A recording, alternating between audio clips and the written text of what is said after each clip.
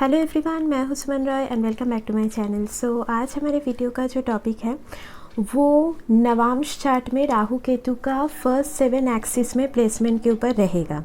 ठीक है, उसके बारे में हम लोग डिटेल में जानेंगे कि कैसे राहु केतु का जो प्लेसमेंट है वो नवांश चार्ट में आप उसको डिकोड कर सकते हो। ठीक है, उसके बारे में हम लोग डिस्कस करेंगे। बट उससे पहले अगर अभी तक आप लोगों ने मेरे चैनल को सब्सक्राइब नहीं किया है then please subscribe to the astro Vidyalaya channel and also press the bell icon, ताकि इस चैनल से रिलेटेड कोई भी वीडियोस आप मिस ना करें।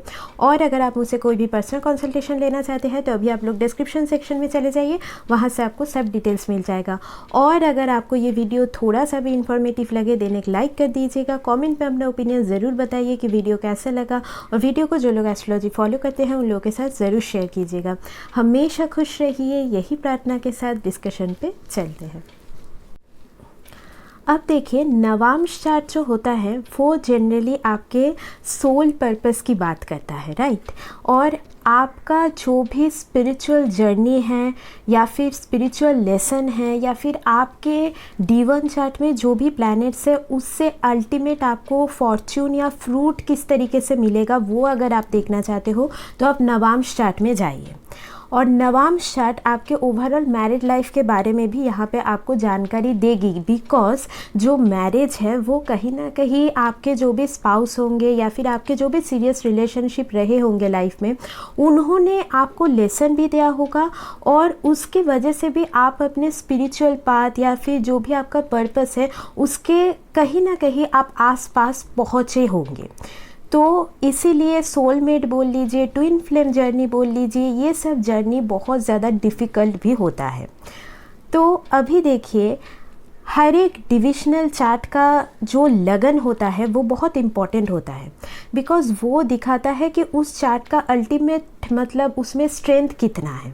जैसे कि D1 चार्ट का जो लगना होता है वो अगर किसी भी तरीके से वीक हो जाए, जैसे एफ्लिक्शन में आ जाए लगना लॉर्ड या फिर लगना में कोई मैलिफिक प्लैनेट बैठ जाए, तो ये जैसे कि नेटिव का जो लाइफ पाथ या लाइफ पर्पस है वो उनको मतलब बहुत देर से जाके समझ में आना या फिर कनेक्ट ना हो पाना, उनके पर्सनैलिटी में कुछ पर्टिकुलर इशू रहना, या फिर जैसे कि वो अपने जो भी रिलेशनशिप में कैसे पेश आते हैं वहाँ पे भी कन्फ्यूजन, बिकॉज आपके ऑपोजिट में ही 7th हाउस होता है।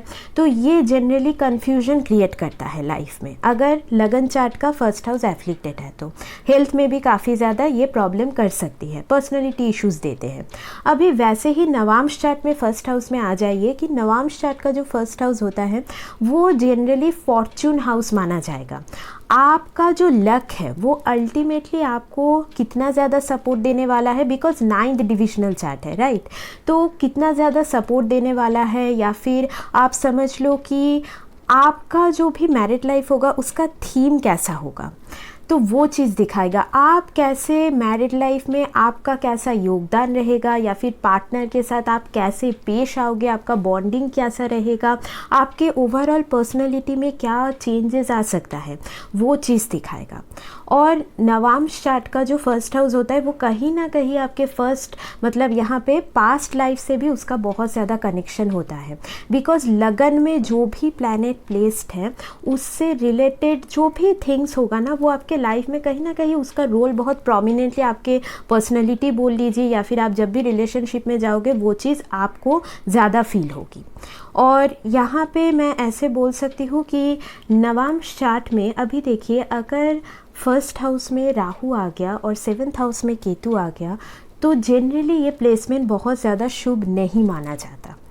अभी अगर डिपेंड करता है कि आपका लगन का लॉट का अगर प्लेसमेंट बहुत अच्छा है, बहुत स्ट्रांगली वो कहीं पे प्लेस्ड है, देन यहाँ पे सिनेरियो चेंज हो सकता है। या फिर 7th हाउस का लॉट स्ट्रांग है तो यहाँ पे चेंज आएगा, ठीक है। या फिर राहु केतु जिस साइन में आपका प्लेस्ड है वो उनके फेवरेबल साइन है तो शायद आपको इतना प्रॉब्लम नहीं होगा। या फिर राहु केतु अगर वर्गोत्तम है, मतलब लगना चार्ट और नवांश चार्ट में सेम साइन में प्लेस्ड है, तो ये कुछ कुछ कंडीशंस आपको देखना होगा और नक्षत्र का भी कंडीशन देखना होगा, ठीक है। तो ये कुछ कंक्लूशन पे मत आ जाइएगा ये वीडियो देख के कि अरे मेरा तो इतना ज़्यादा प्रॉब्लमेटिक है, तो ऐसा कुछ नहीं है। यहाँ पे नेटल चार्ट पूरा देख के हम यहाँ पे कंक्लूशन पे आएंगे। तो यहाँ पे देखिए, राहु अगर फर्स्ट हाउस में नवांश चार्ट में गया है तो ये जनरली डिनोट करेगा कि ये पर्सन जब भी रिलेशनशिप में जाएगा उनके दिमाग में कन्फ्यूजन रहेगा और वो कहीं ना कहीं अपने पार्टनर को भी कन्फ्यूज्ड कर देगा। और इनके पार्टनर के लिए मतलब ये जो पर्सन होंगे ना, मतलब एक क्वेश्चनेबल कैरेक्टर आप बोल लीजिए, या फिर मतलब एक प्रॉपरली चीज़ें समझ ना आना, पार्टनर के लिए भी वो चीज़ मुश्किल होगा इनके साथ प्रॉपरली कनेक्ट करना। बिकॉज ये पर्सन कभी कभी ऐसे हो सकते हैं, इनका इमेजिनेशन बहुत ज़्यादा हो सकता है रिलेशनशिप को लेके कि मैं ये करूँगा वो करूँगा, बट अल्टीमेटली इनका जो एक्शंस होगा वो बहुत ज़्यादा डिफरेंट हो सकता है। तो या फिर इनके दिमाग में भी रिलेशनशिप को लेके जो भी चीज़ें हैं वो क्लियर नहीं होंगी इनिशियल लाइफ में। और यहाँ पे जनरली इनका जो ओवरऑल पर्सनैलिटी होगा वो बहुत ज़्यादा, मैं ऐसे बोल सकती हूँ, एक अट्रैक्टिव पर्सनैलिटी हो सकता है, जिनसे ऑपोजिट जो सेक्स है वो बहुत जल्दी इनके तरफ अट्रैक्ट हो सकते हैं। और इनका जो थॉट प्रोसेस है रिलेशनशिप को लेके वो बहुत ज़्यादा डिफरेंट भी होगा दूसरे से। और यहाँ पे जैसे कि ये पर्सन ऐसे भी हो सकते हैं कि इधर शादी के बाद या फिर कोई रिलेशनशिप में कुछ फॉरेन एलिमेंट भी यहाँ पे इंडिकेट हो सकता है, जैसे कि शादी के बाद फॉरेन लैंड में शिफ्ट हो जाना, या फिर कोई भी फॉरेन लैंड से रिलेटेड चीज़ें की वजह से ही रिलेशनशिप में प्रॉब्लम आना, ऐसा भी यहाँ पे इंडिकेशन देखा जाता है। अभी अगर यहाँ पे देखिए जनरली ये पर्सन जो होते हैं वो उनका, जैसे कि मैंने बोला कि जो पॉइंट ऑफ व्यू है वो बहुत ज़्यादा डिफरेंट होगा, या फिर यहाँ पे डिफरेंट कल्चर के लोगों के साथ भी उनका रिलेशनशिप यहाँ पे बनने का एक इंडिकेशन होता है। और यहाँ पे शादी भी कभी कभी डिफरेंट कास्ट या कल्चर में ही ज़्यादातर शो करता है। और अगर डिफरेंट कास्ट या कल्चर में हो रहा है तो ये जनरली मैं बोलूँगी कि सपोर्टिव होता है। ठीक है, अभी देखिए राहु यहाँ पे फर्स्ट हाउस में बैठ के पहले तो रिलेशनशिप को लेके कन्फ्यूजन पैदा कर रहे हैं। ये पर्सन ना, मतलब जब भी कोई सीरियस रिलेशनशिप में जाएंगे या फिर कोई भी पार्टनरशिप भी बोल लीजिए वहाँ पे जाएंगे, तो यहाँ पे ना इनको अपना जो सेल्फ आइडेंटिटी है उसको लेके कुछ ना कुछ प्रॉब्लम आएगा। मतलब इनको प्रॉपरली जो पिक्चर है वो दिखेगा नहीं सामने। तो यहाँ पे ये एक रीज़न होता है। कभी कभी शादी के बाद अपने तरफ ही ज़्यादा फोकस चले जाना, इसका भी एक इंडिकेशन होता है। राहु फर्स्ट हाउस में नवांश का बैठ के कभी कभी आपका जो एक्सपेक्टेशन लेवल है उसको बहुत ज़्यादा हाई कर देता है, तो जिसका नेगेटिव इम्पैक्ट रिलेशनशिप में जाके पड़ता है। तो यहाँ पे मूल मंत्र आपका यही होगा कि आप रिलेशनशिप से बहुत ज़्यादा एक्सपेक्टेशन मत रखिए। कभी कभी आपका जो सेल्फ रेस्पेक्ट बोल लीजिए या फिर ईगो फैक्टर बोल लीजिए वो भी काफ़ी हाई हो सकता है, जो कि रिलेशनशिप में उसका नेगेटिव इम्पैक्ट पड़ेगा। हालांकि ये पर्सन अगर बहुत ज़्यादा हार्ड वर्क करे तो मैटेरियलिस्टिकली ये पर्सन बहुत ज़्यादा सक्सेसफुल बन सकते हैं। ठीक है, अभी और इनका एक कुछ ऐसा ऑरा भी होगा जिनसे मतलब बहुत लोग मतलब इम्प्रेस भी होंगे इनसे। ठीक है, तो ये चीज़, बट जनरली राहु अगर आपके नवांश के फर्स्ट हाउस में बैठा है, अभी देखिए एस्पेक्ट वाइज भी 5th और 9th को देख रहा है, तो जनरली नवांश चार्ट का 5th हाउस और 9th हाउस बहुत इंपॉर्टेंट होता है, क्योंकि धर्म त्रिकोण का हाउस है, उसमें राहु का ये एस्पेक्ट पड़ना, ये जनरली फिर से अगेन रिलेशनशिप को लेके कुछ ना कुछ मतलब ट्रबल शो करता है। एक से ज़्यादा रिलेशनशिप, एक से ज़्यादा कभी कभी शादी भी हो सकती है, बट ये डिपेंड करता है लगन चार्ट के ऊपर भी। ठीक है, तो ये चीज़ कभी कभी जैसे कि लक फैक्टर में अप्स एंड डाउन होना, ये चीज़ शो करेगा। और जनरली अगर आपका ये प्लेसमेंट है, लगन चार्ट में और भी प्लेसमेंट ऐसे सपोर्टिव है, तो मैं आपको बोलूँगी हो सके तो अपने बर्थ प्लेस से दूर जाके काम कीजिए, तो जाके आपको यहाँ पे जो लक फैक्टर का सपोर्ट है वो बहुत अच्छे से मिलेगा।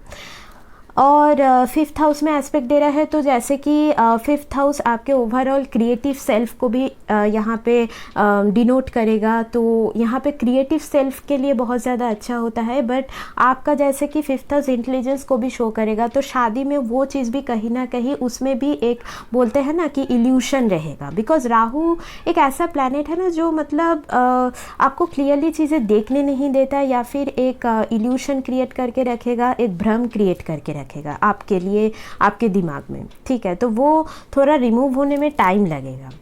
और अभी अगर देखिए केतु का 7th हाउस में जो प्लेसमेंट है, तो ये जनरली देखिए नवांश चार्ट में 7th हाउस में जो भी प्लैनेट होता है, अगर 7th हाउस में कोई भी प्लैनेट ना हो, सबसे अच्छा वो चीज़ होता है नवांश चार्ट में। बिकॉज क्या होगा ना कि आपके नेटल चार्ट का 7th हाउस का जो मतलब नवांश चार्ट का जो 7th हाउस का जो प्लैनेट है, वो जनरली पार्टनर के ऊपर उसका नेगेटिव इम्पैक्ट आता है।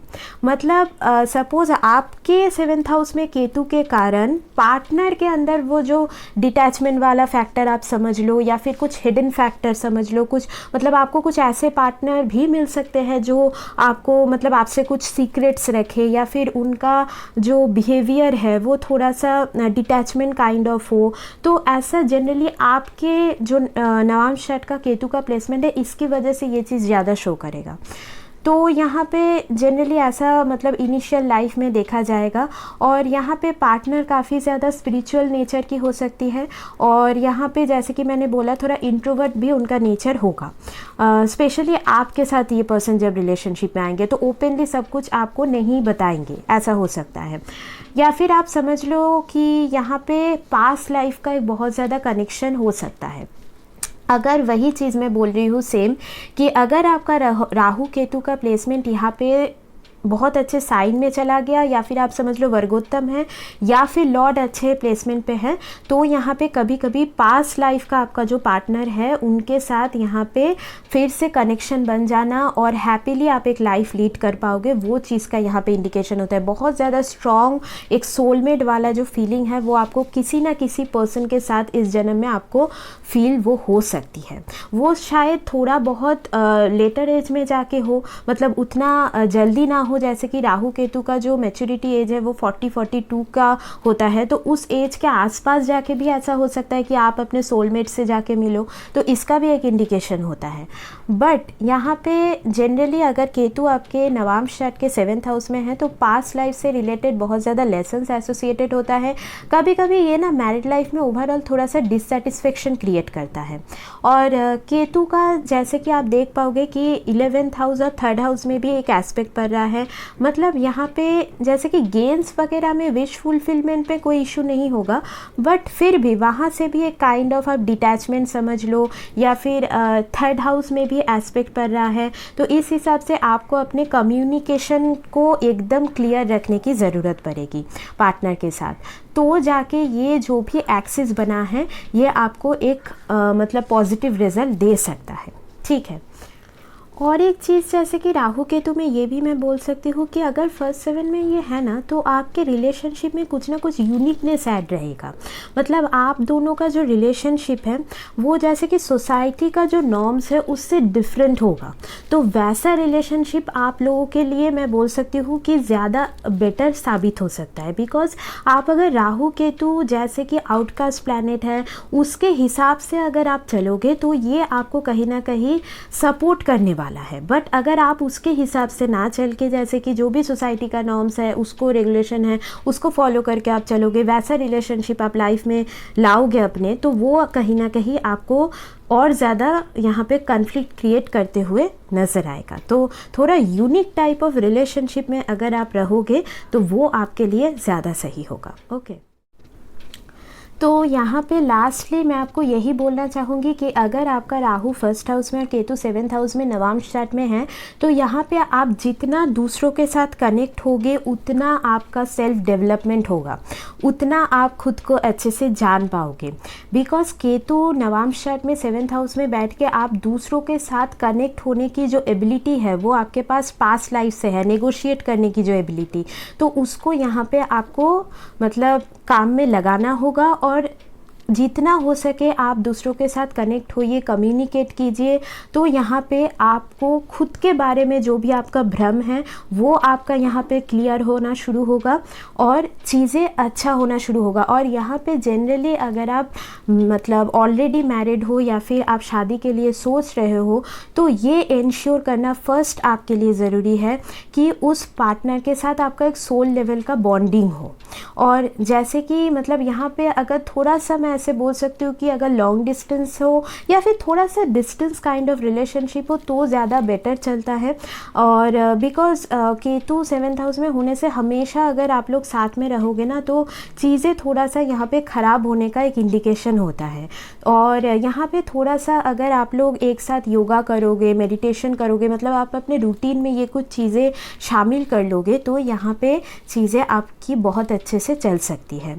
और यहाँ पे मैं जनरली यही बोलूँगी कि प्लेसमेंट के बारे में मैंने शायद थोड़ा सा ज़्यादा नेगेटिव बोला है बिकॉज़ ये उतना ज़्यादा पॉजिटिव है नहीं, ठीक है, अगर मैं यहाँ पे क्लियरली वो चीज़ बोलूँ।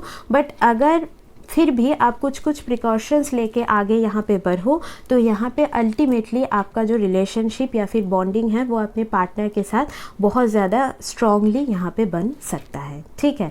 और जैसे कि मैंने बोला कि जितना हो सके मतलब ऐसे किसी पार्टनर से ही रिलेशनशिप क्रिएट करने की कोशिश कीजिए जो आपकी पर्सनैलिटी को समझ पाए, ठीक है, तो वो चीज़ आप इंश्योर कीजिए।